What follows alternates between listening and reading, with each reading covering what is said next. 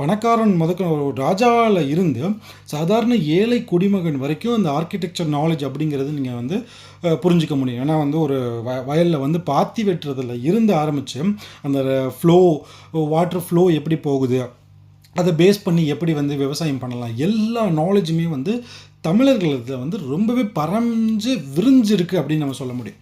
இதுக்குள்ளே திராவிடம் ஐடென்டிட்டி அப்படின்னு கொண்டு வரும்போது என்ன பிரச்சனை ஆகும் அப்படின்னு பார்த்தீங்கன்னா, நான் வந்து சொன்ன மாதிரி இஸ்லாம், கிறிஸ்டியானிட்டி இதெல்லாம் சேர்க்கும் போது, அதாவது வந்து இஸ்லாத்தில் உள்ளவங்களும் என்ன சொல்லுவாங்கன்னா, என்னோட ஆர்கிடெக்சர் அவங்களோட ஆர்கிடெக்சர் திராவிடன் ஆர்கிடெக்சரில் வந்திருக்கு அப்படின்னு சில நேரத்தில் சொல்கிறதுக்கான நம்ம பார்த்துருப்போம். அப்படி வரும்போது என்ன ஆகும்னா, இஸ்லாத்தோட ஒரிஜினல் ஆர்கிடெக்சரை அவங்க மறக்கிறாங்க. இஸ்லாத்தோட ஒரிஜினல் ஆர்கிடெக்சர் எங்கேருந்து வந்துச்சுன்னா, அரேபியன் பென்சுலாலேருந்து வந்த ஒரு ஆர்கிடெக்சர். அந்த ஆர்கிடெக்சர் ரொம்ப தூய்மையான ஒரு ஆர்கிடெக்சர்.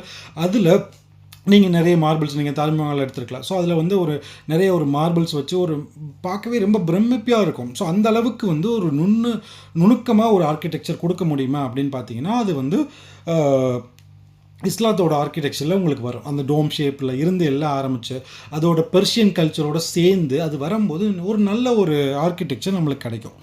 ஸோ இப்போ கிறிஸ்டியானிட்டி அப்படின்னு பார்த்தீங்கன்னா, இதை விட அதிகமான, அதாவது வந்து நம்ம கோயிலில் புதையல் இருக்கும், சீக்ரெட் ரூம்ஸ் இருக்கும் அப்படிங்கிற மாதிரிலாம் நம்மளுக்கு நிறைய தெரிஞ்சிருக்கும். சீக்ரெட் ரூம்ஸில் பாம்பு இருக்குது, பெரிய பாம்பு இருக்குது, 10 அடி நாகம் இருக்குது, 20 அடி நாகம் இருக்குது அப்படிங்கிற மாதிரி. பட் இது எல்லாமே வந்து சீக்ரெட்டாக பண்ணியிருக்கிறது யார் அப்படின்னு பார்த்தீங்கன்னா, ஆல்மோஸ்ட் வந்து கிறிஸ்டியானிட்டியோட ஆர்கிடெக்சர்.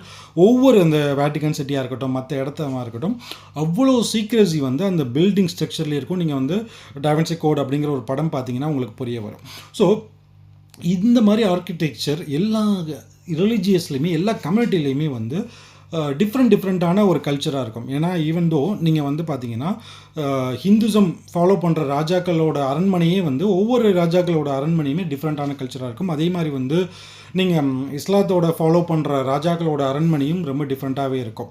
ஸோ அதுக்கான எடுத்துக்காட்டு நம்ம நிறையாவே பார்த்துருக்கோம். ஏன் அப்படின்னு பார்த்தீங்கன்னா, ஒவ்வொரு இடத்துலையுமே எல்லா கல்ச்சரோட இன்ஃப்யூஷன் சேர்ந்து தான் அந்த ஆர்கிடெக்சரை உருவாக்கியிருப்பாங்க. ஏன்னா வந்து இப்போ நார்த்தோட டச்சில் சில இடத்துல நம்ம வந்து சவுத்தில் யூஸ் பண்ணிருப்போம், சவுத்தோட டச்சில் சில இடத்துல நார்த்தில் யூஸ் பண்ணியிருப்பாங்க. ஸோ இது மாதிரி வந்து அந்த கல்ச்சர் அப்படிங்கிறது பறந்து விரிஞ்சிருக்கு அப்படின்னு நம்ம சொல்ல முடியும். ஸோ இப்போ தமிழோட கல்ச்சர் எங்கே விரிஞ்சிருக்கு அப்படின்னு பார்த்தீங்கன்னா, உலகம் ஃபுல்லாக விரிஞ்சிருக்கு.